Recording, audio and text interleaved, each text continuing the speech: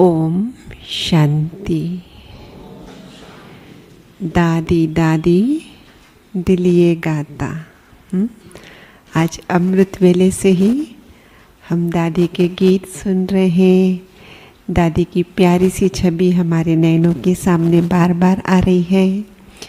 और दोपहर में आप सभी ने नीचे से डायमंड हॉल से सीधा प्रसारण भी देखा होगा, जो संदेश आया वो भी सुना होगा। और अभी हम सुनेंगे दादी के साथ में रहकर जो अनुभवी भ्राता हमारे बीच में उपस्थित हैं, आदरणीय राजयोगी भ्राता राजू भाई जी। एक हाथ हिलाकर हम आपका स्वागत करते हैं, सत्कार करते हैं, अभिनंदन करते हैं। बाल्यकाल से ही आप ईश्वरीय ज्ञान में चल रहे हैं। 4 वर्ष की आयु थी तब से ही आपके घर में ईश्वरीय गतिविधियाँ आरंभ हो गई थी। उसी माहौल में रहकर लौकिक और अलौकिक दोनों पढ़ाई आपने की। और फिर जब 71 में आप मधुबन में आए, मधुबन की अमीठ छाप आपके दिलो दिमाग पर पड़ी। लेकिन आए तो पूरी तैयारी के साथ नहीं थे, इसलिए वापस तो जाना पड़ा। पर अगली बार 1972 में परमिशन लेटर के साथ मुझे यहाँ समर्पित होना है, उस तैयारी के साथ भ्राता जी यहाँ पहुँचे। और तब से लेकर आज दिन तक इस मधुबन धरनी में रहकर आप अपनी सेवाएं दे रहे हैं। आरंभ में कुछ अलग अलग विविध सेवाओं में अपना योगदान दिया और फिर 76 से बाबा ने आपको विशेष कौन सी सेवा दी होगी, गेस करेंगे? इसीलिए किस नाम से जाने जाते हैं आप? हाँ, राजू भाई जी। कौन से राजू भाई जी? मुरली वाले राजू भाई जी। जो सिंधी में मुरली, उसको हिंदी में अनुवाद करना और सेवा केंद्रों पर भेजना, ये सेवा आपको बाबा ने दी, जिसको आज दिन तक आप बखूबी निभा रहे हैं। यहाँ तक कि पत्र पुष्प के द्वारा भी दादियों के पॉइंट्स और सेवाओं के समाचार आप सब तक पहुँचते हैं। इतना ही नहीं, दादी जी के निमित्त आपको अभी गिफ्ट मिलनी बाकी है, लेकिन जिनको मिल चुकी है एक छोटी सी पुस्तक भी मिली है, पुस्तिका, जिसमें दादी जी के प्रति बाबा ने क्या कहा या दादी की क्या शिक्षाएं हैं वो संकलित होती है। तो बाबा ने जो अलग अलग वर्ग के लिए जो महावाक्य उच्चारे हैं, उनकी भी आप छोटी छोटी पुस्तिकाएं बनाते हैं। तो सारा ही दिन बुद्धि में क्या है? बाबा की मुरली। तो बाबा ने और आपको दिव्य बुद्धि का भी वरदान दिया है कि जिसके आधार से इन मुरलियों का बहुत अच्छा मंथन भी करते हैं, और जिसके आधार से ही अमूल्य रतन नाम से जो टीवी सीरीज़ चली, जिसके 1000 एपिसोड पूरे किए आपने, 10 सेंचुरियाँ लगा दी। तो सोचो बाबा इन पर कितने प्रसन्न होते होंगे, क्योंकि बाबा कहते हैं जिनको मुरली से अगर बाबा से प्यार है माना मुरली, अगर मुरली से प्यार नहीं है तो जिनके बुद्धि में सारा दिन ज्ञान रतन है, बाबा उनको कितना प्यार करते होंगे। तो ऐसे बाबा के लाडले प्यारे दादियों के अंग संग पले। दादियों के पास जो पत्र आते थे उनके जवाब भी आप ही देते थे, और आज दिन तक भी वो सेवाएं आपकी चल रही है। और उसके अलावा भी स्टेशनरी, फोटोकॉपी, और यहाँ तक कि हमारा जो ग्रामीण विकास प्रभाग है उसके आप वाइस चेयरपर्सन भी हैं। तो बहुत सारी जिम्मेवारी लेते हुए भी मुरलियाँ सदा ही आपके बुद्धि में चलती रहती है। हम तो कई बार कहते हैं ना, इतना कारोबार, इतनी जिम्मेवारी, हम तो मुरली पॉइंट भूल गए। लेकिन भ्राता जी बहुत सारी जिम्मेवारियां संभालते हुए मुरली को बहुत अच्छी से पढ़ते, सुनते, मंथन करते और सबके सामने वो खजाना रखते। तो आज तो विशेष दादी जी के संस्मरण सुनाएंगे भ्राता जी। तो हम सुनते हैं दादी जी के संस्मरण।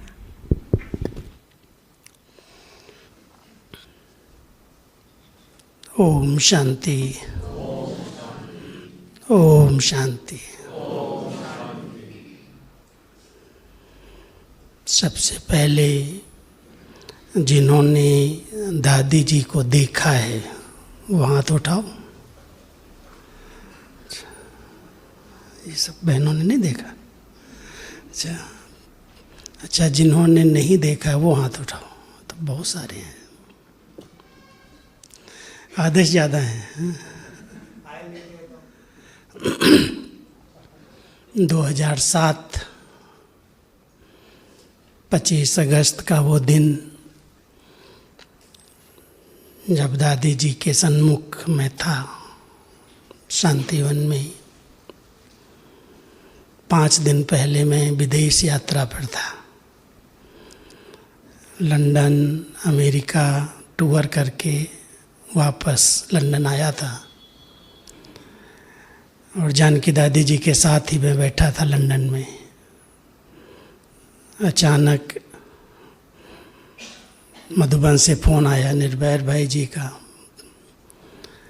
और दादी जानकी जी से बात किया कि दादी की कंडीशन ठीक नहीं है और हम लोग दादी को अहमदाबाद लेके जा रहे हैं।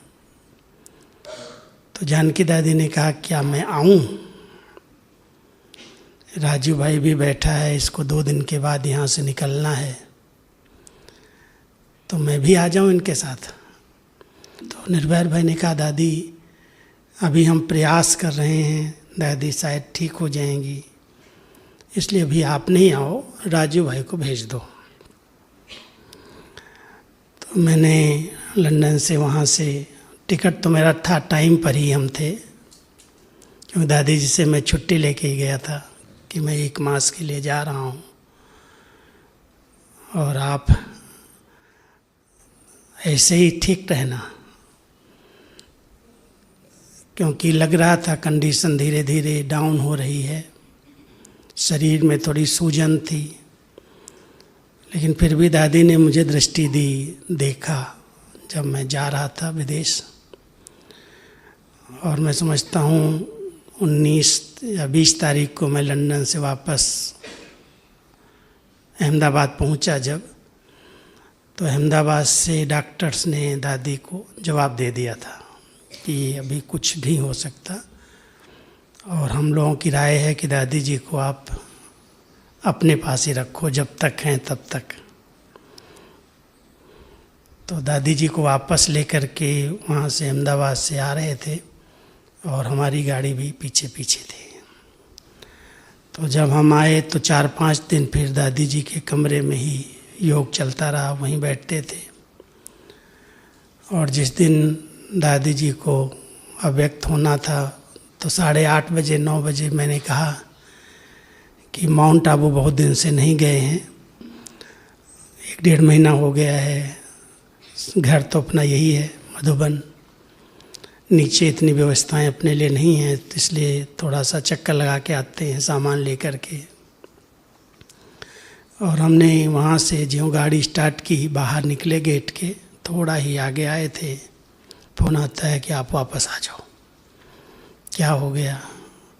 दादी जी की कंडीशन बिल्कुल डाउन हो गई है, इसलिए वापस आ जाओ सब। तो वापस किया गाड़ी और सीधा ही क्वार्टर में गए। तो दादी जी के सामने सब बहनें भाई खड़े थे, डॉक्टर्स भी खड़े थे, मशीनें सब लगी हुई थी। तो ऐसे ही दृष्टि, आँख बंद थी और ऐसे धीरे धीरे धीरे धीरे मशीनें 0-0 होने लगी सब। तो 0-0 हुई तो डॉक्टर ने बोला दादी गई। थोड़ी देर के बाद 5-7 मिनट के बाद वो फिर मशीनें चालू हो गई। तो चालू होते ही सब ने बस दादी तो आ गई, दादी आ गई, दादी आ गई। 5-7 मिनट के बाद फिर से 0 हुआ, आई आत्मा वापस, फिर गई। तो सब दृश्य हम लोग सामने देख रहे थे। दादी जी के साथ 38 साल रहने का भाग्य मिला, 71 से ही 2007 तक। और ऐसे अंग संग रहे हैं जो माँ और बेटे का भी संबंध, शिक्षक और स्टूडेंट का भी संबंध, और गुरु और शिष्य का भी संबंध। तीनों रूपों से दादी जी की बहुत अच्छी पालना मिली। क्योंकि छोटा था, 15 साल की उम्र में आया था मधुबन, 16वें साल में समर्पित हो गया। तो पहले ही आए तो दीदी मनमोहिनी और दादी की जोड़ी थी, वो तो सुना होगा कहानी, दीदी और दादी की जोड़ी। और ऐसी बाबा ने जोड़ी बनाई थी जो शरीर 2 थे लेकिन आत्मा एक थी। माना जो बाबा अभी भी इशारा कर रहे हैं कि एक मत हो करके रहो, ऐसी एकता तो मैंने आज तक किसी की भी नहीं देखी। एक ने कहा दूसरे ने माना, और जबकि दोनों के संस्कार भिन्न, एक कुमारी जीवन, बड़ी फ्राक दिल वाली जीवन दादी प्रकाशमणि की, और दीदी शादीशुदा थी, लेकिन दीदी एक बहुत विल पावर वाली आत्मा थी। लौकिक स्टडी नहीं की थी, स्कूल नहीं में गई, लेकिन एक उनकी जो पावर थी और बाबा से अटूट प्यार, जिगरी प्यार। लौकिक में उनका नाम गोपी था, और गोपिका बन करके बाबा के प्यार में खोई रहती थी। तो दीदी और दादी की जोड़ी ने संकल्प किया था कि बाबा ने हम लोगों को अगर निमित्त बनाया है तो बाबा का जो भी रहा हुआ कार्य है हमें पूरा करना है। जो साकार में कहा है, गली गली में सेंटर खुलेंगे, संस्था विदेश में जाएगी, बहुत सारे धर्म की आत्माएं आएंगी, बहुत वृद्धि होगी। क्योंकि बाबा ने जब शरीर छोड़ा, व्यक्त हुए 18 जनवरी को, तो दिन में दादी जी को ही पूरी ही यहाँ की सारी व्यवस्थाएं गाइड की दिखाया। क्योंकि दादी तो बॉम्बे में रहती थी, गामदेवी में। दीदी मनमोहिनी यहाँ रहती थी। मम्मा के अव्यक्त होने के बाद दीदी जी का कमरा, जो यहाँ ऑफिस है सामने पुरानी बिल्डिंग में, मम्मा का कमरा था।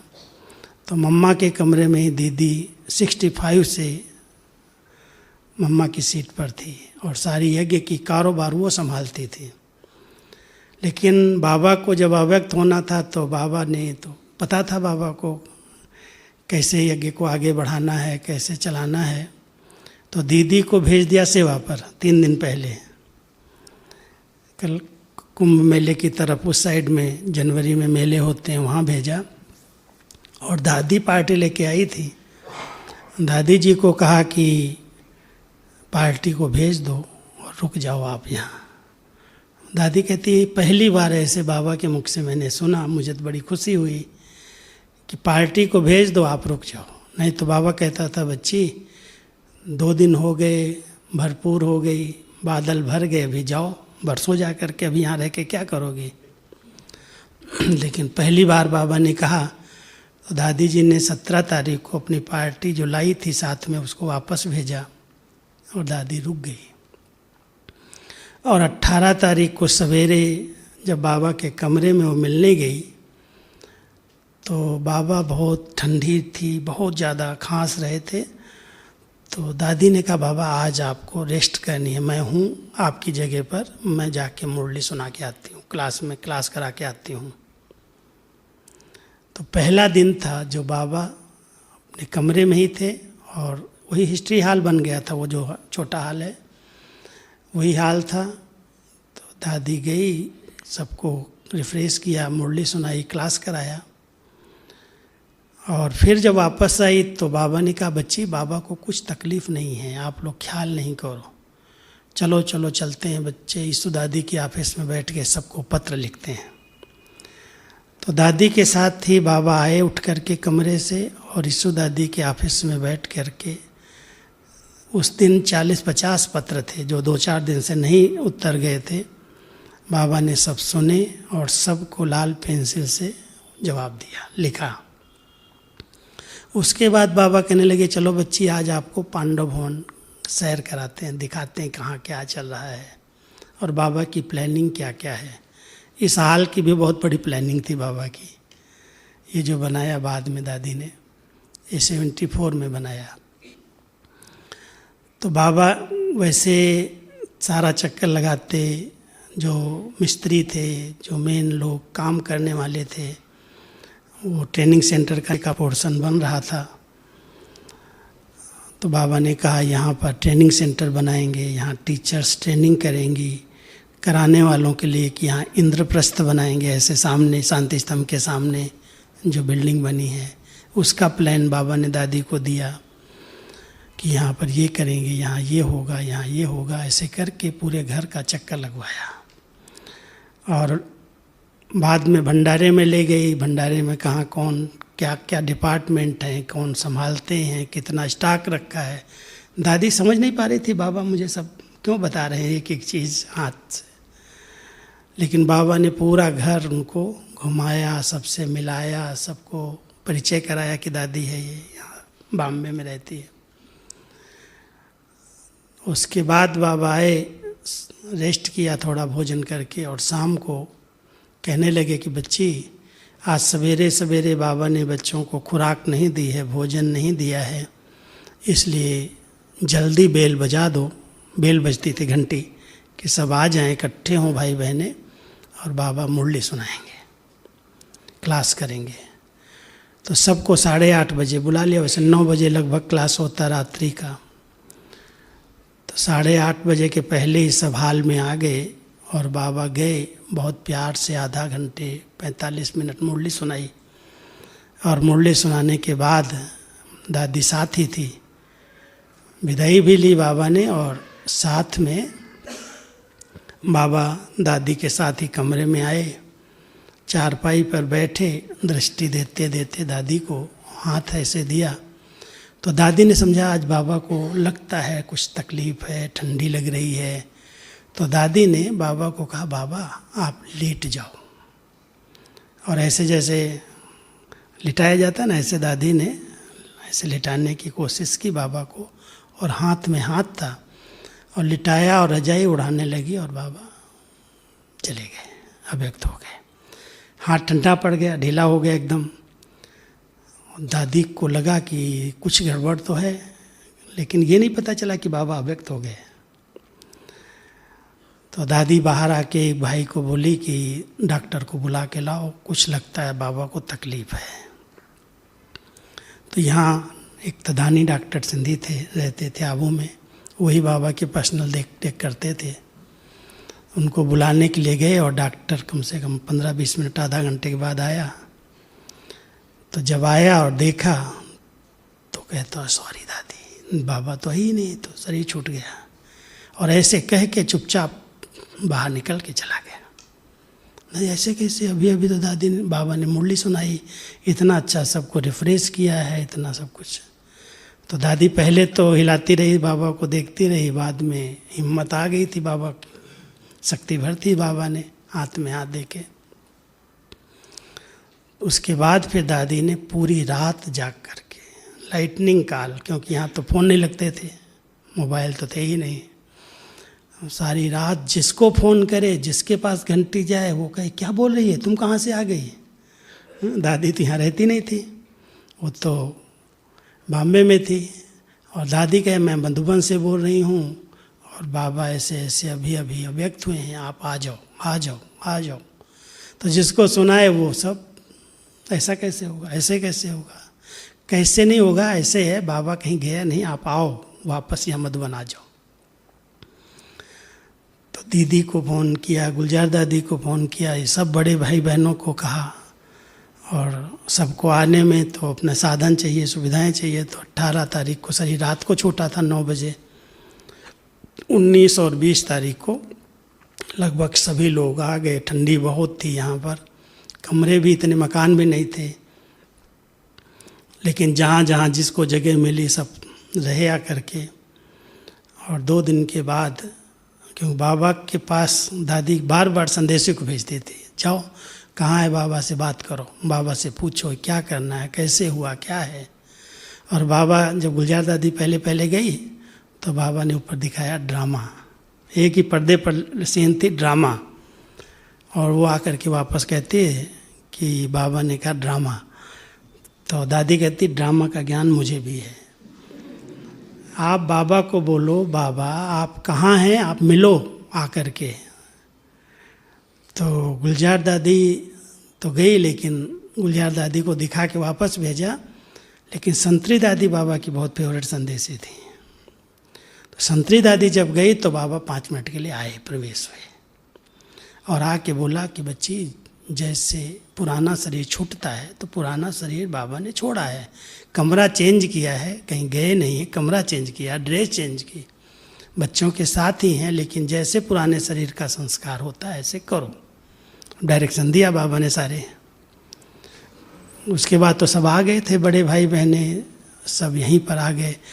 तो बाबा के रथ का श्रृंगार करके पूरे आबू की परिक्रमा दिया। फिर जगदीश भाई ने कहा मुझे यहीं संस्कार करना है, तो यहाँ के कुछ अधिकारी लोगों ने फिर छुट्टी दिलाई और फिर ये शांति स्तंभ यहाँ बना। यहाँ बाबा खेलते थे साकार में, टेनिस कोर्ट था। तो ऐसे करके 69 को दादी जी के हाथ में बाबा ने यज्ञ की बागडोर जैसे सौंपी। और 21 तारीख को जब बाबा गुलजार दादी के तन में आए, भोग लगा संस्कार के बाद, तो 1-1.5 घंटे के लिए बाबा की प्रवेशता हुई। और फिर बाबा ने पूरे डायरेक्शन दिए कैसे आगे यज्ञ चलाना है। जब बच्चे बाबा को बुलाएंगे बाबा आएंगे, बाबा कहीं गए नहीं हैं, जिस तन में बुलाएंगे उस तन में आएंगे। लेकिन दीदी और दादी दोनों के ऊपर कलश रखा और कहा कि, जबकि सब दादियाँ और थी साथ में, निर्मल संत दादी बाबा की बहुत अनन्य बच्ची, लौकिक बच्ची, और बाबा की लौकिक बहू ब्रजेंद्रा दादी, वो भी बहुत पावरफुल आत्मा, सब थे साथ में। लेकिन दीदी और दादी के ऊपर बाबा ने कलश रखा और कहा ये दोनों मिल करके सबको साथ लेकर के चलेंगी और जहाँ पर भी कोई सेवाएं होंगी, आना जाना करना होगा, ये जाएंगी आएंगी, लेकिन यज्ञ में रह करके पूरा ही बाबा के बाद ये संभालेंगे। तो 21 तारीख को समझो ये 69 21 तारीख को जवाबदारी बाबा ने डायरेक्ट इनके ऊपर सौंपी। अब फिर दीदी दादी ने सबको साथ लिया, सबके संस्कार, भिन्न संस्कार, बड़ी दादियाँ, उनसे भी बड़ी दादियाँ सब, लेकिन नम्रता का अवतार बन करके सबको सम्मान दे करके, कभी भी अपना बड़ा रूप, मैं बड़ी हूँ, मैं ये हूँ, मुझे बाबा ने जवाबदारी दी है, बहुत निमित्त भाव से निर्माण चित्त बन करके सबको सम्मान दिया। परदादी को भी साथ रखा, ब्रजेंद्रा दादी को भी साथ रखा, आते जाते गए। लेकिन पूरा यज्ञ कैसे आगे चलाना है, कैसे क्या करना है, प्लानिंग की। और 71 में सबसे पहले एक निमंत्रण पर 5 भाई बहनों का एक ग्रुप लंदन भेजा, जिसमें जगदीश भाई, रमेश भाई, उषा बहन, निर्मला दादी, दीदी और रोजी दादी, शील दादी, ऐसे 4 बहनें, 2 भाई, 6 लोग गए थे पहले। और ये जब गए लंदन में तो लंदन से बीज पड़ा सेवाओं का, और फिर धीरे धीरे उसी समय से ही समझो वहाँ से सेंटर खुला और फिर विदेश में सेवाएं शुरू हुई। और बाबा जब भी कहते थे, दादी दीदी अगर बाबा को, गुलजार दादी को बिठा देती थी, कहीं पर भी बिठा दिया, बाबा को बुलाओ, बाबा से मुझे मिलना है, बाबा से मुझे पूछना है। तो इतना अधिकार था कि गुलजार दादी अगर बाबा के पास ट्रांस में गई हैं तो बाबा वहीं पर आ जाएंगे। और आते थे कभी दीदी के कमरे में, कभी बाबा अपने कमरे में, कभी छोटे हाल में, गद्दी पर ही, भोग वोग की कोई ज़रूरत नहीं होती, ऐसे बैठ गई योग में, ट्रांस में गई और बाबा की प्रवेशता हुई। बच्चों क्या हाल, क्या पूछना है, क्या कहना है, सब डायरेक्शन लिया, बात किया और फिर चले जाते थे। और हम लोग जब आए 71 में तो पहली बार बाबा गद्दी पर यहाँ आए थे अपने कमरे में, और मेरी लौकिक बड़ी बहन साथ में थी। तो मेरा परिचय बाबा से कराने के लिए गई साथ में लेकर के। और जब मेरा परिचय देने लगी तो बाबा बहुत प्यार से मुस्कराए, और ऐसी मुस्कुराते हुए दृष्टि दी मुझे, और बाबा ने उनको रोक दिया। बाबा जानता है। अब क्या जानता है, मैं भी नहीं जानता, बाबा जानता है। तो बाबा ने बहुत प्यार से सरोज दीदी को तो रोक दिया, बात नहीं करने दिया, और फिर मुझे दृष्टि देते, ठीक है क्या कर रहे हो, किस में पढ़ते हो, कैसे, बाबा ने भी सब जैसे पूछ लिया। और पूछने के बाद मैं 1 मास तो यहाँ पर खूब सेवाएं की। छोटा था, जहाँ जो सेवा होती थी भाग भाग के कर लेता था। और सेवाएं तो यहाँ थी ही स्थूल, और कोई तो कुछ काम ही नहीं था। और अधिकतर बूढ़ी माताएं जो थी, दादियों की जो माँ बुजुर्ग थी, जैसे हमारी रतनमणि दादी की माँ थी देवी माता, हमारी दीदी की लौकिक माँ क्वीन मदर थी, एक ध्यानी दादी थी, और एक बुजुर्ग 2-3 माताएं थीं। माताओं को ही बाबा ने यहाँ रखा था, बाकी तो सबको सेंटर पर बहनों को भेज दिया था। तो उनकी सेवा के लिए कोई चाहिए होते थे, कोई इनको पानी दे आए, क्योंकि गर्म पानी कमरों में नहीं होता था। कभी एक पानी की जो गर्म बोतल होती है वो भर के उनको दे देवे, कोई कुछ खाना चाहिए, कुछ दूध चाहिए, या कपड़े धो करके सुखा करके आए। तो मैं सब जगह, सब दादियों के पास, सब माताओं के पास सेवा करता था। छोटा था, सब बुला लेती थी, इधर आओ इधर आओ इधर आओ। तो मैं सबके कमरों में जा करके खूब सेवा करके आता था। और वो सेवा के कारण दीदी की नज़र थी कि ये तो बहुत अच्छा है, यहाँ के लायक है। ये नहीं पता था कि मैं छोटा हूँ अभी, या अभी किस क्लास में पढ़ा। तो दादी को दीदी ने बोला कि ये जो लड़का आया है ना, इससे आप बात करो, यहाँ रहेगा क्या। तो दादी ने कहा ठीक है, मैं पूछूंगी। तो जब मेरे जाने के दिन आए, स्कूल छुट्टी पूरी हो गई थी, 1 महीने की छुट्टी में आया था, मैं 9th पढ़ता था। तो दादी ने मेरे को यहाँ झूला पड़ा है ना कुटिया के पास, वही झूला है, अभी थोड़ा चेंज शायद किया है, लेकिन वही झूला है, वही स्थान है। तो इसी झूले पर मेरे को साथ में बिठाया। और मैं तो छोटा था, डर लगता था इतनी संस्था की हेड मेरे साथ बैठ करके बात करे। तो दादी ने कहा नहीं बैठो, मेरे साथ बैठो, झूले पर बिठा लिया। और बिठाने के बाद जब प्रश्न किए 2-4, और मैंने जवाब तो दिए, कहती है तुम किस क्लास में पढ़ते हो। हमने 9th में पढ़ते हैं। लौकिक में कौन कौन है। हमने कहा ज्ञान में तो 2 हैं, चाचा हैं, पिताजी हैं, माँ है, बहन तो यही है। बाकी मैं अपने लौकिक में 3 पिता के बीच में इकलौता बेटा हूँ। ना पिताजी के जो बड़े भाई थे उन्होंने शादी नहीं की, वो वह शुरू से ही भक्ति में पूजा में लग गए। और चाचा जी तो छोटे थे, वो भी उनके साथ भक्ति करते थे, इसलिए शादी दोनों ने नहीं की। और पिताजी की शादी में हम 2 बच्चे थे, बहन भाई। तो दादी को जब ये बात सुनाई तो दादी कहने लगी, अरे दीदी की नज़र तुम्हारे पर पड़ी है, तुमको तो छुट्टी नहीं मिलेगी, लौकिक में तुमको कौन छुट्टी देगा। तो हमने कहा दादी आप छुट्टी अगर देंगी तो छुट्टी मैं ले लूँगा। कहती कैसे ले लेगा। दादी पिताजी कहते हैं विनाश होने वाला है, और विनाश होने वाला तो मैं पढ़ के क्या करूँगा। तो दादी तो हंसने लगी, मुस्कुराई, कहती है ये तो ठीक है विनाश होगा, लेकिन कम से कम 18 साल के बाद निर्णय लिया जाता है। अभी 15 साल की उम्र है तुम्हारी, और 9th में पढ़ रहे हो, 2-4 साल और पढ़ लो। हमने नहीं 76 में विनाश होने वाला है, अब मैं नहीं पढ़ूँगा मुझे यहीं रहना है, तो आप अगर छुट्टी देंगे। तो कहती ठीक है, लेकिन ऐसी बातें लगती हैं कि तुमको सहज घर से छुट्टी मिलेगी नहीं। तो हमने कहा आप छुट्टी दो तो मैं बात करूँगा। कहती ठीक है, अच्छा 1 साल के लिए जाओ, हाई स्कूल कर लो, और अगर फिर छुट्टी मिले तो पिताजी से चिट्ठी लेकर के कायदे से आना। तो मैं चला गया यहाँ से छुट्टी लेकर के, और गया तो वो 71 में बांग्लादेश वाली लड़ाई छिड़ी, पाकिस्तान की जो बांग्लादेश की लड़ाई हुई थी इंदिरा गांधी जी के समय। और वो इतनी, शाम को 6 बजता था ना तो सब जगह सायरन बजते थे जोर से, और सायरन बजते ही सब ब्लैक आउट हो जाता था। जहाँ हम पढ़ते थे तो स्कूल की लाइफ में वो पढ़ते थे, वहाँ तो लाइट थी, हमारे गांव में लाइट नहीं थी, लेकिन वहाँ सब ब्लैक आउट। 6 बजे के बाद, 6:30 बजे बाद कोई बाहर नहीं निकल सकता था, सब कमरों में बंद, सब लाइटें बंद, कोई रोशनी नहीं आनी चाहिए। और बहुत ज़ोर से ऐसे लगता था जैसे बम यहीं गिरेगा, प्लेन उड़ते थे आकर के। तो वो देख करके मुझे तो और आ गया कि तो दादी ने बोला अभी विनाश, हमने कहा था विनाश होने वाला है, तो शुरू हो गया, तो और पक्का हो गया विनाश शुरू हो गया। फिर पिताजी को बताया तो पिताजी कहते हैं तुम्हारी दिल है तो जाओ, मैं चिट्ठी देता हूँ। तो मैंने 6 तारीख को, 6 अप्रैल को पेपर पूरा, 5 अप्रैल को मेरे पेपर पूरे हुए हाई स्कूल के, और 6 को ट्रेन पकड़ी और 7 को मैं आ गया सीधा ही। लेकिन 7 अप्रैल को जब 72 में मैं आया और गेट पर जो मैंने घुसा, क्योंकि गाड़ी नहीं आती थी यहाँ तक, वो तो बस अड्डे पर छोड़ देती थी, तो या तो बैलगाड़ी से सामान आता था या पैदल आते थे। तो हमारे पास सामान तो था, होल्डाल ये वो सब लेके आना पड़ता था।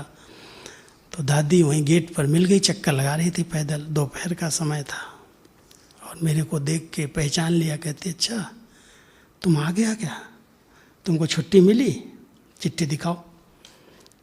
मैं गेट पर ही खड़े खड़े चिट्ठी निकाली और चिट्ठी दिया। दादी ने पढ़ा और पढ़ करके तो इतनी खुश हो गई चिट्ठी पढ़ के, तुम्हारे पिता को इतना निश्चय है। और उसमें ऐसे ऐसे शब्द थे पिताजी के, क्योंकि बाबा में बहुत उनका जिगरी प्यार था, और बाबा ने उनको पहले से जैसे वरदान दिया हुआ था, साकार के समय बहुत बार आए, मम्मा ने जब शरीर छोड़ा तभी वो यहीं थे, तो बहुत दिल की लगन वाले थे। तो उन्होंने पत्र में लिखा था कि इस कलयुग के अंत में जब भगवान सृष्टि पर अवतरित हो और नई दुनिया बनाने का दिव्य कार्य कर रहे हैं, उसमें अगर सहयोग करने के लिए मेरे बच्चों को चांस मिले तो इससे बड़ा भाग्य और क्या होगा। ऐसे ऐसे शब्द थे। और उसके साथ एक शब्द था कि दादी इनको तो आप रखो, लेकिन चांस मिले तो मेरे को भी समर्पित करा लेना, मैं भी समर्पित हो जाऊंगा। तो दादी वो शब्द पढ़ करके ही बहुत खुश हो गई। और यहाँ पर एक स्टोर था आवास निवास का, एक माता संभालती थी, शांति माता नाम था उनका, और मुझे कहा तुम शांति माता के पास, मैं छोटा था ना, तो शांति माता के पास सेवा करो जाकर। तो शांति माता आवास निवास में बिस्तर ये वो सब कुछ वही देखती थी पूरे घर को, जैसे कोई आए जाए, पार्टी सामान उठाना, उनके साथ उनको कमरा देना, आवास निवास डिपार्टमेंट के इंचार्ज थे। तो मैं चला गया, उसके साथ सेवा किया। फिर उसके बाद यहाँ तो सब स्थूल सेवाएं थी। धोबी घाट यहाँ पर बना हुआ था, पाटे वाला, जो पाटे पर धोबी लोग सोते ना ऐसे, वो पाटे वाला धोबी घाट था। और रोटियाँ तो चूल्हे पर ही बनती थी, लकड़ी आती थी जंगल की, गैस नहीं, स्टीम नहीं, ये तो सब बाद में आए हैं, बहुत बाद में आए। और दादी दीदी का एक लक्ष्य रहता था कि कोई भी मजदूर को यहाँ घर में नहीं रखना, नौकर नहीं चाहिए। दादियों के कमरे में आए पतित लोग, भिखारी लोग, हाथ लगाएं नहीं। इसलिए सब सफाई अपनी आप लोग करेंगे, घरों की कमरों की सफाई करो, धोबी घाट करो। फिर बोरियां आती थी देखना, वो लोग देखे नहीं, कोई अनाज की बोरियां आई हैं, इनको उठाना, इनको रखना। और उस समय की एक सिस्टम थी, अगर गेहूं हमारे पास एक ट्रक आया है तो ऐसे हम स्टोर में नहीं रखेंगे, उसकी धुलाई करेंगे। कहती थी इनको धुलाई करो सब। तो सारे दिन में सब भाई आते थे और पानी के टबों में बोरियां उलट के डालते थे, धोते थे अच्छी तरह से रगड़ के, और शांति स्तंभ पर सुखाते थे। और चावल आते थे तो कहती थी इनको चांदनी रात पर डालो, जिसमें इसमें जो छोटे छोटे कीड़े हैं ना, शीतल का, उसमें भाग जाएंगे बाद में। तो चावल को रात को सुखा देते थे और गेहूं को धुलाई करके सुखाते थे। और अगर कहीं थोड़े भी बादल दिखाई दिए तो दादी को तो बहुत यज्ञ की बात, बहुत यज्ञ रक्षक थी वो, तो जरा भी कोई नुकसान नहीं होना चाहिए। तो वो बाहर आ जाती थी, कहती बजाओ घंटी, सब भाइयों को बुलाओ, बादल आए हैं, कहीं बरसात ना आए, उठाओ जल्दी जल्दी। खुद लग जाती थी साथ में आकर के। बहुत नम्रता का अवतार थी, कोई काम में पीछे नहीं हटी, करके सिखाया, कैसे नहीं कह के सिखाया। हर चीज़ करने में नंबर 1, लग गई फिर बाद में भाई लोग अपने आप लग जाएंगे। तो एक दिन बहुत ज़ोर से बादल आए और दोपहर को ही समय था, सब रेस्ट करने 3 बजे चले गए थे। दादी घूम रही थी चक्कर, देखा है तो बादल आ गए हैं, कहीं बरसात आएगी, बुलाओ सबको। अब सबको बुला लिया, उठवा के कमरे में सेट किया और उसके बाद बहुत ज़ोर से बरसात पड़ी। तो दादियों को टचिंग भी बहुत अच्छी आती थी, लेकिन उनको एक एक यज्ञ की पाई पाई की कदर ऐसी थी कि जरा भी यज्ञ का कोई नुकसान नहीं होना चाहिए। इसलिए दादियों ने, दीदी और दीदी की उम्र थोड़ी बड़ी थी, इसलिए दीदी अधिकतर अंदर की कारोबार में, इंटरनल जो अंदर की लिखा पढ़ी की कारोबार थी, पत्र व्यवहार थे, बाबा की पूरी सीट उन्होंने संभाली हुई थी। कोई प्रॉब्लम हो, कोई बात हो, उनसे मिलना, उनसे पहले हल लेना। लेकिन दादी ऑलराउंडर थी। दादी को अगर अभी भाषण करने जाना है तो भाषण करने पहुंच जाती थी, अभी कोई कर्मणा सेवा करानी है तो उसमें खड़ी हो जाती थी। और प्लानिंग इतनी थी कि मैं समझता हूँ 72 से मैंने अपनी आँखों से देखा, एक एक चीज़ जितना विस्तार हुआ है वो सब दादी की प्लानिंग से हुआ है। 74 में हाल बनवाया, ये हाल जिसमें आप बैठे हैं बना ही नहीं था, इसमें प्लास्टर भी नहीं हुआ था। बाबा को कहा, बाबा आप एक बार यहाँ आ जाओ, और इधर गद्दी जहाँ ये भाई लोग बैठे ना, यहाँ गद्दी लगाई बाबा की, बिल्कुल कच्चा था, फर्श भी नहीं थी। और बाबा को बुलाया और हम लोग करीब 300-400 ऐसे ही सब चारों तरफ से घेर लिया, बाबा को ऐसे नीचे बैठा करके। और फिर बाबा आए और बहुत सख्त अच्छी मुरली चलाई, और मुरली चलाने के बाद दादी को आया कि हमारा हाल सफल हो गया। बाबा आ गया एक बार, अभी कुछ भी हो, 76 का विनाश पक्का था, अभी कुछ भी हो 74 में ये अच्छी तरह से मतलब इसका उद्घाटन किया बाबा ने आकर के। फिर उसकी बाद में बुद्धि चलने लगी और भी, क्योंकि जितना बनाओ छोटा पड़ जाए, जो बनाओ छोटा पड़ जाए। और भाई बहने बाबा के इतने यज्ञ के प्रति वफादार, कई बाबा के ऐसे बच्चे गुप्त होते हैं जो कुछ न कुछ नया करें, कुछ न कुछ नया करें। बिना बताए भी ये सुखधाम की ज़मीन ऐसे ही पड़ी हुई थी, एक भाई आया महाराष्ट्र से, बहुत अनन्य बाबा का बच्चा, अभी शरीर छोड़ा, एक इसी कोरोना में एक ने छोड़ा, एक दूसरे दिन 1 साल पहले छोड़ा। 2 भाई थे, केला वाले हम बोलते थे उनको।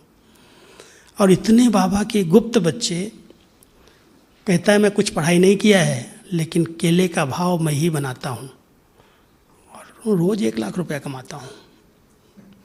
केले का भाव निकालता था वो। केले वाला बहुत होते ना, ये रावेर और इधर बुरहानपुर की साइड में केला बहुत होता है, वो केले वाला ही भाई हम कहते थे। उन्होंने देखा ये सुखधाम की ज़मीन पड़ी है, तो चुपचाप कहाँ की है, किसकी है, खरीद लिया। दादी को बताया, दादी एक ज़मीन यहाँ है, मैंने ले लिया है, क्या करना है? दादी यहाँ एक बाबा के बच्चों के लिए भवन बना दो। कौन बनाएगा? दादी आप हाँ करो ना, हमने ले लिया, बना लेंगे हम सब। सुखधाम बन गया। फिर यहाँ जंगल था सामने, ओम शांति भवन, और यहाँ जब हम लोग 8 बजे के बाद अगर निकल गए तो दादी को बड़ी चिंता होती थी, क्योंकि रीछ आते थे, भालू आ जाते थे। तो इसलिए 8 साढ़े 8 के बाद कोई निकलता नहीं था, बहुत जंगल था यहाँ। तो एक जयपुर के भाई अपने शर्मा जी आए, देखा, बात किया, कहाँ की है, किसकी है, चुपचाप उसने वो पहाड़ी ले लिया, पहाड़ी थी ये सारी, और ले करके दादी कहती है, दादी यहाँ पर एक हाल बना दो ना, बड़ा है, छोटा पड़ गया हाल। वो जमीन ले करके दे दिया। अब दादी को ऐसे ऐसे संकल्प जो आते थे ना, कोई भी संकल्प आ जाए माना होना ही है। सिद्धि स्वरूप आत्मा थी, जो संकल्प रच लिया कि बच्चे आ रहे हैं, वृद्धि हो रही है, पैसा कहाँ से आएगा, कुछ वो कोई संकल्प नहीं, बाबा बैठा है। कहती थी दूल्हे लाल का कुआं है हमारे पास।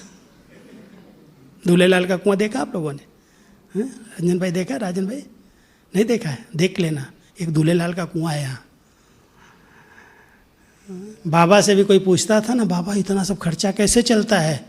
तो बाबा कहता था, बच्चे एक कुआं है दूल्हे लाल का, वो अपने आप देता रहता है।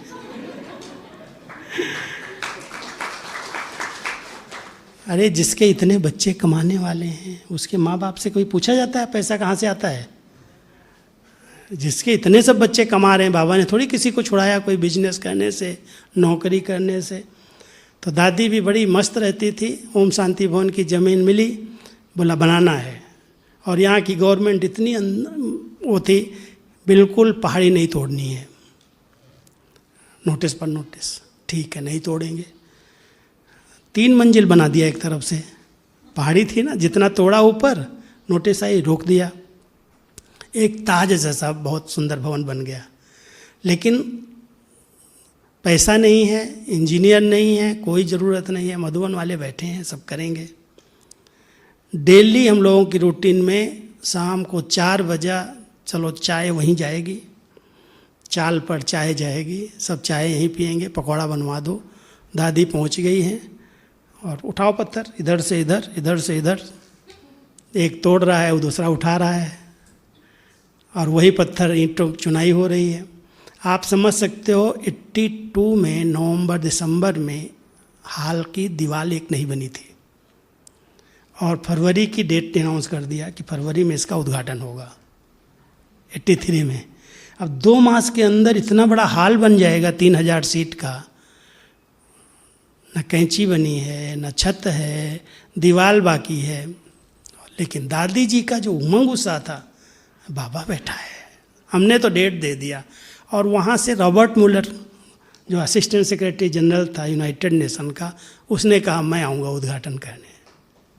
अब आप बताओ, अमेरिका से आने के लिए वीआईपी तैयार, एक इजिप्ट की एक तैयार हो गई लेडी कि मैं आऊँगी। ऐसे 3-4 बड़े बड़े वीआईपीज का नाम आ गया उद्घाटन करने, और यहाँ मकान बना ही नहीं है। वाह बाबा, है ना। तो दादी के अंदर जो लहर थी ना, जिसको जो बोलती थी, कोई नहीं कहता था दादी नहीं हो सकता, हाँ दादी हो जाएगा। तो एक सूरत में भाई था, लता दीदी थी हमारी सूरत में, उनके पास एक बहुत अच्छा इंजीनियर था, उसकी अपने ग्रुप था। उसको पता चला ओम शांति भवन के उद्घाटन की डेट बन गई है और बना नहीं है, तो दादी को कहता, दादी मैं पूरा ग्रुप लेके आ जाता हूँ, मैं बनवा दूंगा 1-2 महीने में सब। और अपनी पूरी गैंग जो भी उसकी थी कंस्ट्रक्शन की, वो सब को लेकर के आ गया और लाया, फटाफट दीवार क्या चुनाई किया। और एक अहमदाबाद का बुजुर्ग भाई, अभी थोड़े दिन पहले शरीर छोड़ा, आनंद भाई नाम था, काका, वो वेल्डिंग का काम जानता था, एक सेंटर पर जाता था। वो आया, कहता है दादी कैंची की जवाबदारी मैं लेता हूँ, इतनी बड़ी बड़ी कैंची। उसने कैंची की जवाबदारी ले लिया, कैंची मैं लगा दूंगा। पूरा तैयारी हो गई। साउंड सेटिंग के लिए जाल मिस्त्री सबसे बड़ा बॉम्बे का, उसको योगिनी बहन ने तैयार किया, वो फ्री आ गया, नहीं तो लाखों रुपया लेता है देखने का, आवाज़ सेट करने का, सेटिंग करने का। वो आया, देख करके सारी सेटिंग करवा दिया, कैसी स्टेज बननी चाहिए, कैसी सीट बननी चाहिए। और मैं समझता हूँ जब लास्ट में बाबा से कहा, बाबा थोड़ा सा इसमें संगमरमर लगवा लें, मार्बल लगवा दें, बाबा ऐसे आँख दिखा दिया, बिल्कुल नहीं, बाबा गरीब निवाज है, गरीबों का, बच्चों का पैसा है, मोजाइल टाइल लगवा दो। सारा मोजाइल टाइल लगा हुआ वहाँ, संगमरमर नहीं है कहीं। लेकिन एक नाइट के अंदर मोजाइल टाइल लगवाई और उसकी घिसाई करा करके चमका दिया उसको। टाइम पर 8 फरवरी को इसका उद्घाटन हो गया। दीदी थी उस समय, लेकिन दीदी और दादी ने उद्घाटन बहुत उमंग उत्साह से किया। ऐसा लगा कि अभी तो बस प्रत्यक्षता हो गई। माना वो सीन जो थी, वो सीन आपको क्या मैं बताऊं दादी की उमंग की। कहा पूरा आबू ले लो और 3000 सीट का हाल भरना चाहिए। मधुबन में 500 लोग भी आ जाएं तो एकोमोडेशन की जगह नहीं रहती, फुल हो गया। इतना घर नहीं, सुखधाम बन गया था, विज्ञान भवन था और ये था। 500 लोगों की व्यवस्था नहीं और 3000 का हाल भरना चाहिए। तो हाल भरना चाहिए तो उसके लिए सब ब्राह्मणों को खुली छुट्टी दे दिया और आबू के सारे होटल, सारे जितने भी मकान सब ले लिया किराए पर। और हम लोगों की ड्यूटी लगा दिया कि जाओ एक एक बिल्डिंग सब भाई लोग संभालो। अब वहाँ जब हम लोग जाते थे, रघुनाथ मंदिर हमको दिया था, उनके बिस्तर देख करके तो दिल कच्ची हो जाए, इतना गंदे बिस्तर, हमने कैसे ब्राह्मण सोएंगे इसके अंदर। दादी कहती थी सारी उनकी इच्छा उतार के ले आओ, धुलाई करो, साफ करो सब। पहले ब्राह्मण आएंगे, ब्राह्मणों को ऐसे थोड़ी होटलों में ठहराना है, ऐसे धर्मशालाओं में। पानी गर्म करने की व्यवस्था कहाँ है। दादी खुद चक्कर लगाती थी, ऐसे नहीं हम लोगों को बोल दिया, गाड़ी लिया चक्कर लगाओ सब जगह। सब होटल दादी ने देखे होंगे, और 1-2 भाइयों की ड्यूटी लगा दी। सब किया हमने 10-12 दिन में, 15 दिन में तैयारी, पूरे होटल ले लिए। आबू में कोई एक भी बाहर वाला आ जाए तो कोई जगह नहीं किसी के लिए, सब ब्रह्मा कुमारियों का। अब ले तो लिया, लेकिन जिसको भी होटल में रखने के लिए बोले वो रोने लगे कि मैं होटल में नहीं जाऊंगा। अब उसके हाथ पैर जोड़ना पड़े, भाई मधुबन में जगह नहीं है, आप एक दिन के लिए यहाँ रुक जाओ, एक दिन में सेवा पूरी फिर आ जाना। बड़ी मुश्किल से मना मुनू करके उनको होटलों में रखा। जब पूरी कॉन्फ्रेंस हुई अच्छी तरह से, उमंग उत्साह से, बहुत अच्छे विदेशी लोग आए, खूब अखबारों में निकला, टीवी में निकला, दादी इतनी खुश। और बाद में जब पूरा हो गया सब, फिर फिनिश हुआ, हिसाब किताब किया जा करके, सबको देन लेन किया। दादी कहती है ये बाबा जो है ना बड़ा चतुर है, बड़ा चालाक है। क्या दादी क्या हुआ? कहती है कि जितना खर्चा हुआ ना उतना ही आया, न एक पैसा कम न एक पैसा ज़्यादा, न एक पैसा कम न एक पैसा ज़्यादा। जितना तुम लोगों ने खर्चा किया ना उतना ही आया है। कोई किराया नहीं दिया, कोई का मतलब कोई कर्जा नहीं लिया, कोई को कुछ कहा नहीं, जितना तूने किया उतना ही आया। ये हमारी दादी के संकल्प थे, बहुत सिद्धि स्वरूप आत्मा, जो संकल्प रच लिया हो जाएगा। तो ये ओम शांति भवन के बाद फिर छोटा पड़ने लगा। एक कहानी सुना देता हूँ दादी की, और बहुत सारी कहानियाँ मेरे पास और बड़ी रमणीक कहानियाँ हैं, क्योंकि हमारी पर्सनल लाइफ तो सुनाई नहीं आपको, ये तो जनरल सुना रहा हूँ। पर्सनल लाइफ में थोड़ी सी बात सुना देता हूँ, क्योंकि मैंने यहाँ ही मधुबन में 73 में, 2 में तो आया, 73 में दीदी और दादी दोनों बीमार हुई। और बीमारी ऐसी कोई ख़ास नहीं थी, लेकिन दादी की ये जो खाने की नली थी ना उसमें कुछ ब्लॉकेज आई थी। तो दादी को बॉम्बे ले गए, और दादी के बाद दीदी भी बीमार हो गई, वो भी बॉम्बे चली गई। और मधुबन वालों का बड़ा प्यार बाबा के बाद, वही दीदी दादी थी संभालने वाली हमको। तो दीदी दादी ने वहाँ से कहा कि मधुबन में जितने भाई बहनें हैं सब बॉम्बे घूमने आओ, नंबर 12 आना, 2-2 4-4 आओ। थे भी चाहे कितने थे, 30-40 लोग थे हम यहाँ। लेकिन जो पुराने वो हम लोगों को छुट्टी नहीं थी, हम तो नए थे, सेवाधारी जैसे थे। तो सबको छुट्टी मिली, माना एक दिन आओ, एक नाइट में आओ, दूसरे दिन पूरा घूमो, तीसरे दिन ट्रेन से चले जाओ, उसी ट्रेन से आओ, उसी ट्रेन से चले जाओ। तो सबको छुट्टी मिली, लेकिन जो टाइप करने वाला भाई था उसको नहीं मिली। क्यों नहीं मिली? कि अगर टाइप नहीं करेगा, मुरली नहीं टाइप होगी, प्रश्न उत्तर नहीं निकलेंगे तो लोगों को मुरली नहीं मिलेगी। इसलिए उसको कहा कि तुमको नहीं आना है, तुमने किसी को आप समान नहीं बनाया। मैं नहीं टाइप सीखा था उस समय, मैं उसके बाजू में बैठा था। जब ये बाबा दादी का मैसेज आया ना वहाँ से कि जब तक तुमने आप समान नहीं बनाया तब तक कोई को आपको नहीं छुट्टी है, बाकी सब भले आवे। तो वो बेचारा एकदम निराश बैठा था। तो मैंने कहा क्या हुआ है? कहता है सबको बॉम्बे घूमने की छुट्टी मिलती, मेरे को नहीं मिलती है। हमने ऐसा कर, तो मेरे को टाइप सिखा दे, मैं भी सीख जाता हूँ। कहता है सिखाने के लिए छुट्टी लेनी पड़ेगी, टाइपराइटर एक ही है, ख़राब हो जाती है तो कभी अहमदाबाद कभी अजमेर ले जाते हैं बनवाने के लिए, ठीक कराने। छुट्टी के बिना तो नहीं सिखा। हमने छुट्टी ले लो। तो जब छुट्टी लेने के लिए उसने मैसेज दिया तो वहाँ से मैसेज आता है, कौन है, हिंदी जानता है, अच्छा ठीक है, लेकिन उसको हिंदी के साथ सिंधी सीखनी पड़ेगी। अगर वो सिंधी नहीं सिखाओगे तो उसको टाइप नहीं सिखाना। मैंने कहा मैं हिंदी वाला सिंधी कैसे सीखूंगा? लेकिन हमारे यहाँ दादा थे विश्व रतन दादा, बड़े हम्बल, सबके साथ बहुत मिलनसार, सबको आगे बढ़ाने वाले, सब कुछ सिखाया उन्होंने हम लोगों को। यज्ञ की सेवा क्या होती है, यज्ञ के अंदर कैसे सेवा की जाती है, रोटी बनाना पहले सिखाया। रोटी में तवा इतना बड़ा होता था, हम रख देते थे और 7-8 रोटी ऐसे डालते थे तवे पर, और कोयले की सिगरी होती थी, तो चूल्हे पर गर्म किया एक तरफ, दूसरी तरफ ऐसे फेंका, उस पर फूल गई, उठ गई, चली गई, रोटी बन गई। तो 1000 1500 रोटी अगर बनानी है तो ऐसे हम फटाफट आधा घंटे में पूरा कर लेते थे। लेकिन अगर कहीं कुछ कच्ची पक्की रह गई तो दादा क्या करता था, वहाँ जाता था, उठा करके वही रोटी ले आता था, कहता था इधर आओ, तुम लोगों ने यज्ञ सेवा किया, प्यार से किया? हाँ दादा बहुत प्यार से किया। इधर आओ, देखो ये कच्ची है, अगर कोई खाएगा उसके पेट में दर्द पड़ेगा, फिर दवाई खाएगा, किसको नुकसान हुआ? यज्ञ का नुकसान किया। अच्छा अगर मान लो जल गई है और उसने फेंक दिया, नहीं खाया, तो भी यज्ञ का नुकसान किया। तो सेवा क्या किया तुमने?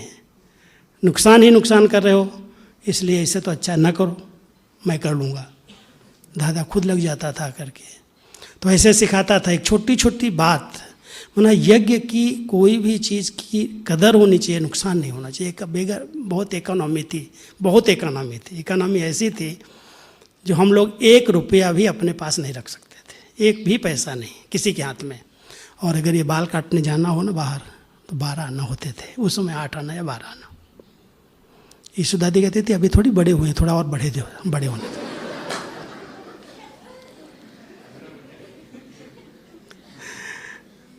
माना वो भी 8 आना पैसा भी मांगना लेना बड़ा मुश्किल था। मिलते थे लेकिन पैसा यज्ञ के अंदर इतना नहीं है, इतना नहीं कुछ है, तो इकोनॉमी बहुत थी। हम लोगों को अगर घर में पत्र लिखना हो तो ईशु दादी कहती थी ऐसा करो, दीदी बताती थी कि तुम सब लिख के कागज़ का टुकड़ा देती, इतना बड़ा पतला सा, 8-10 को दे दिया। मानो यूपी के हम 8 लोग हैं, तो 8 को कहेगी अच्छा तुम अपने बाप के लिए अपना पत्र लिख करके आ जाओ। कागज़ का टुकड़ा दिया, लिख करके ले आओ। अब 8-10 पत्र इकट्ठे जब हो जाएंगे तो वो जो लिफाफा आता था ना, उस समय शायद 50 पैसे का 1 रुपये का था, उस सबके पत्र इकट्ठा करके सेंटर पर भेज दिया। पोस्ट बच गई, सेंटर वाली को लिख दिया 2 लाइन कि इनके पिताजी को पहुंचा देना। माना उसमें भी इकोनॉमी, 50 पैसे का लिफाफा नहीं मिलेगा किसी को डायरेक्ट, कोई डायरेक्ट पत्र घर में नहीं लिखेगा। जो लिखेगा वो पढ़ेंगे वो लोग, क्या लिखा तुमने, और फिर वहाँ से जो जवाब आएगा, मान लो पत्र आता है तो उनके पास पहले पोस्ट खुलेगी, डायरेक्ट कोई नहीं लेन देन कर सकता है। और पैसे की बहुत इकोनॉमी, एक एक चीज़ की इकोनॉमी, इतनी इकोनॉमी थी। मान लो आज हमको अगर 4 जोड़ी कपड़े मिले हैं, तो अगले साल जो 4 जोड़ी मिलेंगे तो पुराने ले आओ, पहले ले आओ, कितना फटा है, कितना ठीक है, फेंकने जैसा है या चल सकता है, कितना दिन चल सकता है, चेक होगा पहले, उसके बाद 4 जोड़ी मिलेगा। लेकिन बाबा के घर में मौजे ही मौजे क्योंकि कुछ भी सेवा किया, प्यार से किया, तो पालना बहुत ज़बरदस्त थी। कभी देखो तो मक्खन मानी खिला रही है, तो कभी हलवा बनवा के खिला रही है, कभी सैर कराने लेके जा रही है, कभी चलो पिकनिक पर चलते हैं। उरिया गांव था ये हमारा, जहाँ पीस पार्क बना है, वहीं पर हम लोगों ने पिकनिक किया होगा। हर बार वहीं बनाते थे, वहीं खाते थे। वो करते करते उसको खरीद लिया, पीस पार्क बन गया। तो दादी के साथ मुरली टाइप सीखी, सिंधी सीखी, और फिर दीदी के साथ प्रश्न उत्तर, उनकी सिंधी की पढ़ाई करके उनके प्रश्न उत्तर टाइप करना, निकालना, करते करते दीदी के साथ सेवा करने का बहुत चांस मिला। लेकिन जब दीदी अव्यक्त हो गई और दादी अकेले हो गई, माना पूरी जवाबदारी उनके ऊपर आ गई, तब दादी ने कहा कि ये जो पोस्ट है वो तुम्हें संभालनी है, ये जितने पत्र है पढ़ो और पढ़ करके आओ, जो तुमको पूछना है दादी से पूछो, नहीं तो तुमको जवाब देना। तो 83 के बाद दादी के साथ विशेष रोज़ उठने बैठने का भाग्य, रोज़ 4 बजता था। दादी को दिन में रेस्ट करने का ज़्यादा आदत नहीं थी, 3:30 बजे तक घूम रही है, कमरे में आधा घंटा गई, लेटी, और 4 बजे मोहिनी बहन को कहे कि राजू को बुलाओ, अभी तुम सो जाओ, भले उसको बुलाओ। अब हमको कमरे में बुला लेती थी, चाय आ जाती थी, हम दोनों बैठे एक सोफे पर, क्या क्या पत्र आए हैं सुनाओ। अब सब पत्र सुनेगी, फिर सुना करके आँख ऐसे बंद कर लेगी चाय पी करके, जैसे सरस्वती मैया आ गई बीच में, और बस नाम सहित इसको पत्र, इसको पत्र, इसको पत्र, 10-15 पत्र तो ऐसे लिखा देती थी, ऐसे बैठे बैठे। मैं नोट कर लेता था, फिर थोड़ा थोड़ा लिखाती थी नाम सहित। फिर कहती तुम अभी इसमें ज्ञान की कोई एक आधी बातें लिख करके भेज दो। तो ऐसे करके दादी जी के साथ 83 के बाद विशेष पोस्ट का, पत्र व्यवहार का, मुरली की सेवा तो 76 में ही मिल गई थी, प्रश्न उत्तर बनाने की सेवा भी उसी समय मिल गई थी, अव्यक्त बाबा के साथ बैठ करके सब कुछ नोट करने की सेवा तो 73 में ही मिल गई थी। जितनी मुरलियाँ अव्यक्त बाबा की आप सब सुनते हैं वो सब इन्हीं उंगलियों ने लिखी है, टेप से नहीं, डायरेक्ट लिखी है। जितनी स्पीड में बाबा ने बोला मैंने टाइप करना शुरू किया। पहले टाइप पर डायरेक्ट स्टेंसिल काटता था, कंप्यूटर नहीं था हमारे पास। बाबा आते थे ओम शांति भवन में, जब आना शुरू किया, मेरा ऑफिस नीचे था, मैं हेडफोन लगा लेता था कान में, टाइप रखता था। टाइप की आवाज़ बहुत होती, सामने तो नहीं रख सकते थे। मैं डेली बाबा को मिस करता था। बाबा को ऐसे बोलता था, बाबा आप वहाँ बैठे हो, मैं नीचे बैठा हूँ। ओम शांति भवन के नीचे के ऑफिस में मैं और ऊपर बाबा। अब बाबा बोल रहा है, मैं टाइप कर रहा हूँ, लेकिन एक भी मिस नहीं किया। जितना बोला डायरेक्ट टाइप किया, स्टेंसिल काटा और उसी समय छपवा करके बाबा बैठा है, मुरली छप गई और बाबा के दादी के हाथ में मुरली पहुंचा देता था। बाबा आज आपने ये बोला है। बाबा बड़ा खुश होता था। बहुत वरदान मिलते थे हमको, बुद्धि का वरदान मिल गया, बहुत सारे वरदान बाबा से मिले, क्योंकि मुरली टाइप करके तुरंत छाप करके हाथ में बाबा के साथ, बाबा है और हमारी मुरली छप गई, तैयार हो गई। तो ये सेवाएं ओम शांति भवन में बैठ करके बाबा के साथ की। फिर कंप्यूटर युग आया, बाहर सीखने में तो कुछ गया नहीं, मधुबन में ही सीखा और बाबा सिखाने वाला अपने आप। दादी का इतना ब्लेसिंग रहा, इतनी दुआएं रहीं, कोई भी काम तुम बहुत अच्छा है, तुम बहुत अच्छा करता है, तुमको ब्लेसिंग्स हैं, दादी की ब्लेसिंग्स हैं, ऐसे कह करके उनके नाम से पत्र लिखना, उनके नाम से इतनी सारी कारोबार करना। तो दादी के सामने जब मैं 3 साल तक उनके नाम से पत्र लिखे प्रकाश मणि बन करके, तो मैं एक दिन दिल अंदर अंदर खाती थी कि दादी बॉम्बे में या मधुबन में भी है, लेकिन लिखाती नहीं है, बोलती नहीं थी, चुप हो गई थी। तो एक दिन मैं बैठ गया जा कर के सामने, दादी एक बात कहूँ, बोलो बोलो। नहीं दादी आपके नाम से मैं पत्र लिखता हूँ ना, थोड़ी मेरी ऐसे ऐसे होती है। पहले आप पढ़ती थी, पहले लिखाती थी, फिर लिखाती नहीं थी तो पढ़ लेती थी, हाँ बहुत अच्छा है, या करेक्शन करा देती थी। अभी ना आप पढ़ती हैं ना लिखाती हैं, अभी मैं आपके नाम का पत्र भेजना बंद कर देता हूँ। ऐसा नहीं नहीं, तुम बहुत अच्छा, दादी से भी अच्छा लिखता है। ऐसे बहुत बहला रही थी मेरे को, प्यार कर रही थी। गुलजार दादी आई सामने, क्या आज दोनों बहुत प्यार से रूहरियान कर रहे हो। और दादी बॉम्बे हॉस्पिटल से आई थी उस समय, ऑक्सीजन भी लगी हुई थी। तो दादी कहती है गुलजार दादी को, गुल ये आज पता नहीं इसको क्या हो गया, इतना अच्छा पत्र मेरे नाम से लिखता है, सब कुछ करता है, लेकिन आज कहता है दादी आप लिखाओगे तो लिखूंगा, नहीं तो बंद कर दूंगा।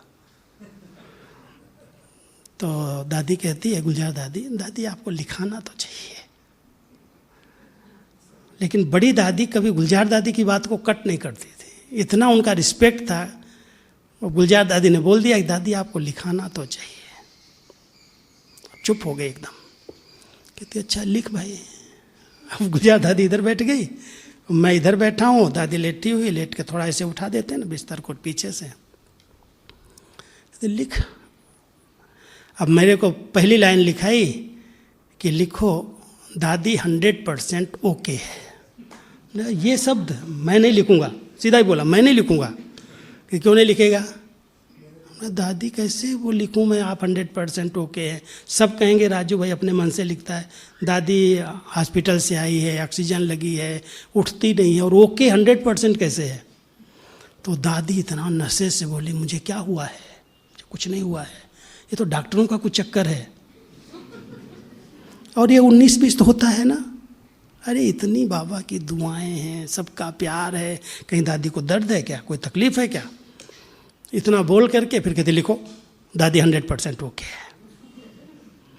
गुलजार दादी कहते लिख दो, लिखते लिखते लिख दिया। फिर दूसरा शब्द कहती है दादी सबको इतना ऐसे हाथ किया, ऐसे बड़ी बड़ी भाकी में पहन रही है। फिर कहती नहीं नहीं ये नहीं, रुको अभी रुको। क्यों दादी? गुलजार ये लिखाना चाहिए क्या? ये तो बाबा कर सकता है ना, मैं थोड़ी कर सकती हूँ।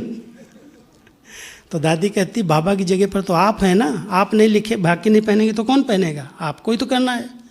अच्छा भाई लिख दे। ऐसे 5-7 लाइन लिखाई और उसके बाद कहती अभी तो लिख देगा ना? हमने हाँ लिख दूंगा, चाहता हूँ मैं लिख दूंगा। तो दादी ऐसे ही बड़े प्यार से माता पिता के रूप में हम सबके साथ रही, बहुत कुछ सिखाया, हर बात में एक एक बात को गाइड किया। मुरली के अंदर क्या डालना है, क्या लिखना है, वरदान, स्लोगन, ये वो जो कुछ था सब दादी की निगरानी में हम लोगों ने किया। बहुत सारी सेवाएं करते, साथ लेते। बहुत टाइम हो गया है इसलिए पूरा करूं।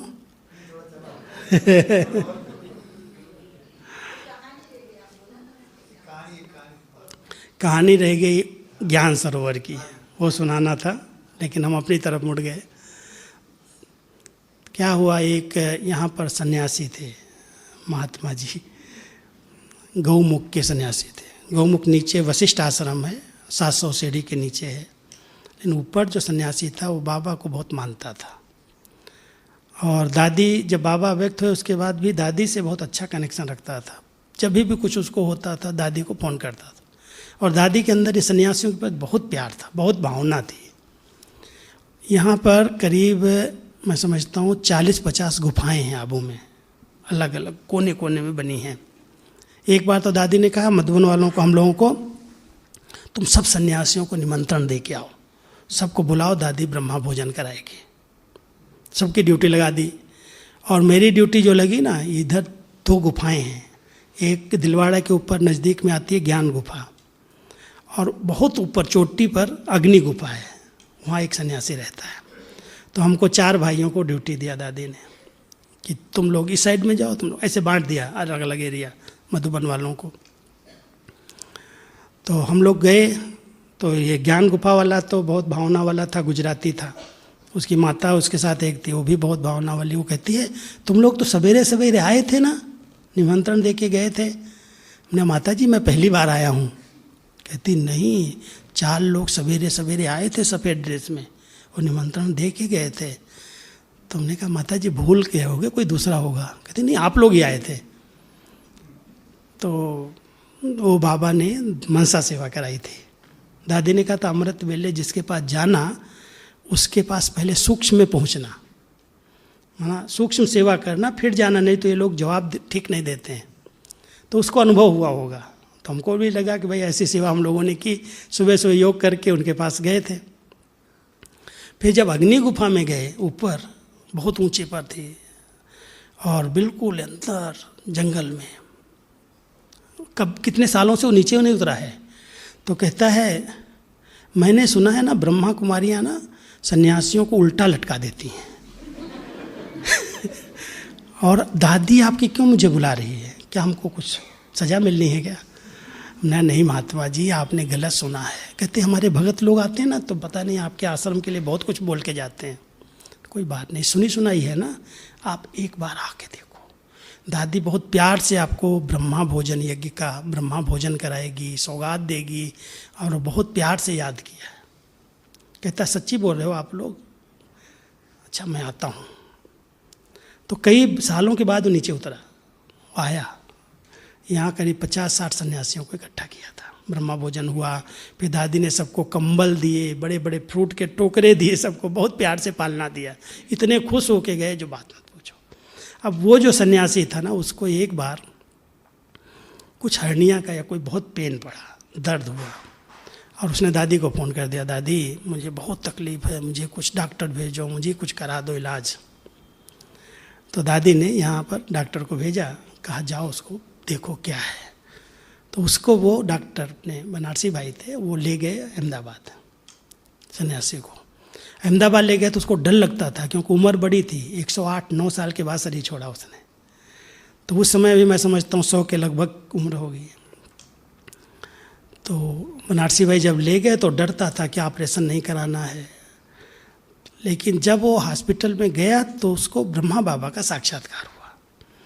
और ब्रह्मा बाबा ने उसके सिर पर ऐसे हाथ रख करके कहा, बच्चे तुम डरना नहीं, ऑपरेशन मैं करूँगा, डॉक्टर तो निमित्त मात्र है, तुम ठीक हो जाओगे। और डरा के निर्भय होकर के चला गया। बाबा को उसको अनुभव हो गया साकार में, ब्रह्मा बाबा का। और गया और ऑपरेशन हुआ, ठीक हो गया। ठीक होकर के जब आया, उसकी भावना बहुत बैठ गई और उसने संकल्प किया कि मुझे ये जो हमारी 30-35 एकड़ ज़मीन है गौमुख के ऊपर, ये देनी है, मुझे बाबा को देनी है। मैं मर जाऊं कभी भी, मुझे ये देनी है। अब वो सारे कागज आगज जो उसके पास थे, भाइयों को बुलाया, ये ले लो, रजिस्ट्री करा लो, और मुझे तो देनी है बाबा को। वो लाए, कागज लाए, बड़े खुश, क्योंकि दादी को संकल्प चल रहा था ओम शांति भवन के बाद छोटा पड़ रहा है, कुछ बड़ा बनना चाहिए। तो दादी के पास आए तो दादी को सुनाया कि दादी ऐसे ऐसे सन्यासी की ज़मीन है, ये इतना 40, 30, 35 एकड़ है और बहुत प्यार से दे रहा है, फ्री दे रहा है, कुछ पैसा नहीं लेगा। दादी ने कहा कोई भी चीज़ लेने के पहले बाबा से तो पूछना पड़ेगा, बिना बाबा के पूछे मैं नहीं लूँगी। तो गुलजार दादी को हिस्ट्री हॉल में बिठाया और हम लोग 10-12 भाई बहनें बैठे थे, सामने बैठे थे।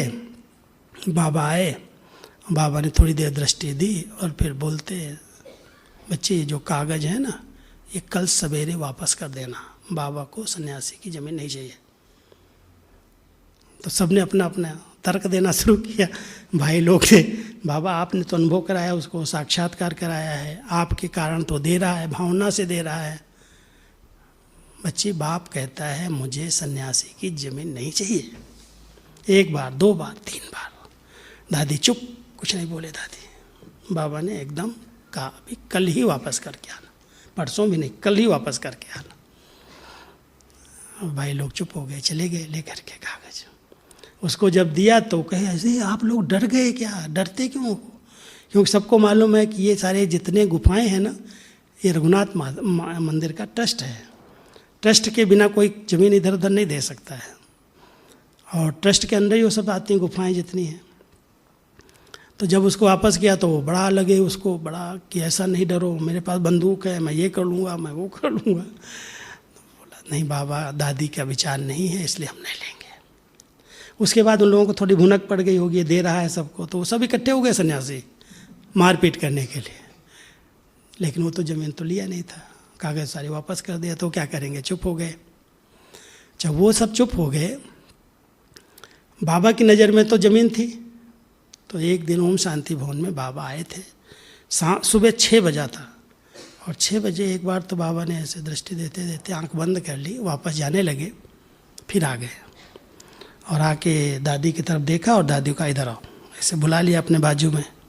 फिर बोलते हैं ये जो दूध वाले आते हैं ना, इनसे बात करना, ज़मीन ये देंगे आपको, ऐसे बोला और आंख बंद कर चला गया। 6 बजे बोला है और 9 बजे वो दूध वाला जो दूध देता था, सालगांव वाला भाई, वो आया, दूध डिपार्टमेंट में दूध दिया, और दूध देने के बाद बोलता है, भाई जी हम लोगों के पास एक बहुत बड़ी ज़मीन पड़ी है, 30-35 एकड़ है, लेकिन चरागाह की ज़मीन है, आप लोग लेना चाहो तो देख लो, और बहुत सस्ती है, कोई ज़्यादा नहीं है, हम लोगों की है, सब बाबा की यज्ञ में सेवा में सफल होगी। तो भाई दादी के पास उसको लेके आया, दूध वाले को। तो दादी कहती, सवेरे तो बाबा ने आज बोला था 6 बजे कि दूध वालों की ज़मीन पड़ी है, देख के आओ तुम लोग कहाँ है। तो देखने जब आए तो वहाँ पगडंडी थी, रोड तो थी ही नहीं, और एकदम जंगल था, चरागाह की ज़मीन, पहाड़ियाँ, झाड़ जंगल। तो देखा तो भाइयों को तो लगा कि यहाँ कैसे कुछ बनेगा, लेकिन एक तरफ बाबा की नज़र, दादी की भावना, ठीक है ज़मीन वो लिखा पड़ी हो गई, लेकिन उसको ट्रांसफ़र कैसे करें? चरागाह की ज़मीन है, ट्रांसफ़र नहीं होगी, ये नहीं होगी, उसकी लंबी कहानी है, उसकी बाद में सुनो। लेकिन फिर हमारे चन्ना रेड्डी जी वकील यहाँ गवर्नर थे, उनका शासन आया, वो बाबा के बहुत अनन्य बच्चे थे, उन्होंने गवर्नर हाउस में बाबा कमरा भी बनाया था, और जब भी राजस्थान के गवर्नर होते, जब भी आबू आए, डेली यहाँ आते थे। उन्होंने उस ज़मीन को क्लियर किया, वहाँ की रोड फाइनल किया, अपने बजट से, पैसे से अपने पास जो था उसका सब फाउंडेशन पड़ा, ज्ञान सरोवर निर्माण हुआ, बन गया। उसके बाद वो ट्रांसफ़र होके चले गए उद्घाटन करके। तो ऐसी कई कहानियाँ हैं, लेकिन दादी जी ने जो संकल्प रचा चाहे वो ज्ञान सरोवर बना, चाहे शांति वन बना, चाहे मनमोहिनी वन बना। एक दिन की बात सुनाता हूँ, बहुत रमणीक है इसलिए सुनाता हूँ। एक दिन मैं गया दादी के पास, बाजू में बैठा था, कोई न कोई सुना होगा, सुनाया एक दो बार। तो मैं बैठ गया बाजू में, तो दादी कहती राजू आज मेरे यहाँ खुजली बहुत हो रही है। तो मैंने हाथ लिया दादी का, मैंने कहा दादी कहाँ खुजली होती? बोला यहाँ होती। मैंने यहाँ होती तो क्या होता है? बोली पैसा आता है। बड़े प्यार से ऐसे। तो मैंने कहा दादी लाओ और खुजला दे। तो इसमें भी होती है क्या? कहती नहीं इसमें नहीं होती। तो मैं बहुत प्यार से सहलाता रहा, उंगली हाथ। कहती है पैसा आता है। हमने ठीक है, मैं तो समझा है कि ये तो रमणीकता से ऐसे बोल रही होंगी। और थोड़ी देर के बाद जो हमारी कारोबार थी, थोड़ी बात पत्र उत्रा की बात किया, 15-20 मिनट में बैठा, वो बात मैंने भुलवा दिया, फिर उठ करके चला गया। और जा रहा था, केवल मैं वहाँ से क्वार्टर से, दादी क्वार्टर से निर्भय भाई के कमरे तक इधर आया था, महादानी क्वार्टर तक। पीछे से पहरे वाला भाई आता दौड़ करके, दादी बुला रही। दादी बोले क्या हुआ? दादी बुला रही। अभी तो आया। बोली पता नहीं, अभी कहती बुला लाओ उसको। मैं गया वापस, और वापस गया तो इतना बड़ा बंडल पैसे का टेबल पर रखा था। कहती है देख राजू, तेरे को बोला था ना खुजली होती है पैसा आता, ये आ गया। तो मैं ऐसे देखा, हमने बाबा कहता छप्पर फाड़ के देता हूँ, कहीं फटा हुआ होगा। कहाँ से आ गया दादी पैसा? कहती बताऊँ क्या? हमने कहा दादी बताना तो पड़ेगा, कहाँ से आएगा इतना? और जितना ज़रूरत थे उनको, जो संकल्प किया था उतना ही था। तो कहती है जिसने दिया ना उसको मैंने कहा तुम बाबा कमरे में बैठ जाओ, तुम इधर से गया, वो इधर से आया, और वो दे के गया है, यहाँ रख के गया, फिर मैं उसको बाबा कमरे में बिठाया है, तुम चुपचाप झांक के आओ, पहचानो कौन है। मैंने देख लिया जा करके। कहती बोलना कुछ नहीं, देख करके आ जाओ। मैंने देख लिया, वो भाई बैठा था, मैं पहचानता था उसको। फिर देख करके फिर कहती अच्छा इतना आ गया है, तुम जाओ जमा करा देना, ले जाओ अकाउंट में। मैं ले आया, सारा पैसा उठा करके जमा कराया। फिर मैं दादी बोला दादी ये कैसे आ गया, सही बताओ कैसे आया? कहती आज सवेरे सवेरे मैंने बाबा को बोला मनमोहिनी वन बन रहा है, बाबा 5 लाख की ज़रूरत है। मैंने और किसी को कुछ नहीं बोला, और बाबा ने मेरी खुजली तो दी, लेकिन सचमुच वो 5 लाख ही आ गया।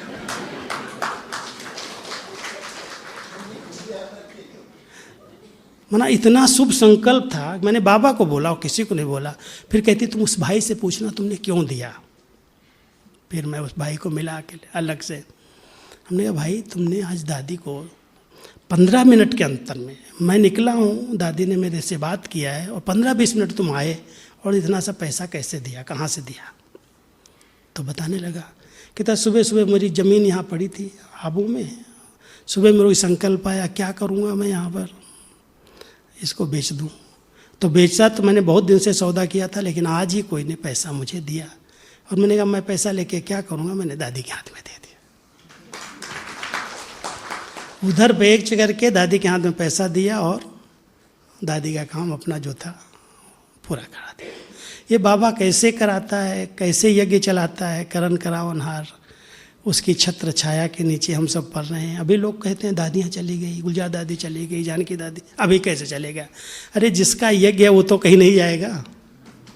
जब तक स्थापना संपन्न नहीं हुई है, जब तक गेट नहीं खोला है परमधाम का, तब तक ब्रह्मा की आत्मा तो जा नहीं सकती। गेट खुलेगा, जाएंगे सभी, लेकिन उसके पहले कैसे भी किसी भी विधि से स्थापना का संपन्न कार्य होना है, बाबा को प्रत्यक्ष होना है, जय जयकार होनी है। 3 दृश्य होंगे, एक जय जयकार होगी, दूसरी हाहाकार होगी। जो आत्माएं ज्ञान लेने के बाद भी अलबेली रही हैं, अपना समय अपनी शक्तियाँ नष्ट की हैं, व्यर्थ गंवाई हैं, उनको जरूर दुख के आंसू आएंगे। बाबा ने एक बार कहा था खून के आंसू आएंगे कि मैंने अलबेलेपन में अपना समय गंवा दिया, अपनी शक्ति गंवा दी, तो वो ही हाहाकार करेंगे। दुनिया में हाहाकार अलग होगी, लेकिन ब्राह्मणों का पश्चाताप जो होगा वो बाबा देख नहीं सकेगा। रहम दिल है, इसलिए विनाश हो जाएगा। प्रत्यक्षता, पश्चाताप और परिवर्तन, ये 3 दृश्य अंतिम होने वाले हैं, और वो बहुत समीप दिखाई दे रहे हैं। एक तरफ प्रत्यक्षता के लिए बहुत कुछ सेवाएं। अब लॉकडाउन में लोग कहते हैं क्या सेवाएं होंगी, आपको बताऊं, हजारों स्टूडेंट बन गए लॉकडाउन में, हजारों स्टूडेंट बने हैं। और ऐसे ऐसे बच्चे निकले हैं जिनके लिए हम कभी सोच भी नहीं सकते थे, उन तक पहुंचना मुश्किल था, वो बाबा के बच्चे बन गए। तो ये बाबा करन करावनहार है, उसकी सेवाएं रुकने वाली नहीं हैं। दुनिया उलट पुलट जाएगी लेकिन बाबा का कार्य रुकने वाला नहीं, वो करन करावनहार है। ब्रह्मा बाबा गए, नई सेवाएं शुरू हुई, दीदी अव्यक्त हुई, पांडव भवन भरपूर हुआ, भरपूर हो गया यज्ञ। दादी गई, उसके बाद और सेवाओं का नया विस्तार हुआ। अब गुलजार दादी गई हैं, परिवर्तन देख रहे हो कितना फास्ट जानकी दादी और गुलजार दादी। ये सब आत्माएं जिनके रग रग में बाबा है, यज्ञ है, बच्चे हैं, वो कहीं यज्ञ को ऐसे बीच में छोड़ेंगी नहीं, वो संपन्न करके ही जाएंगी वापस।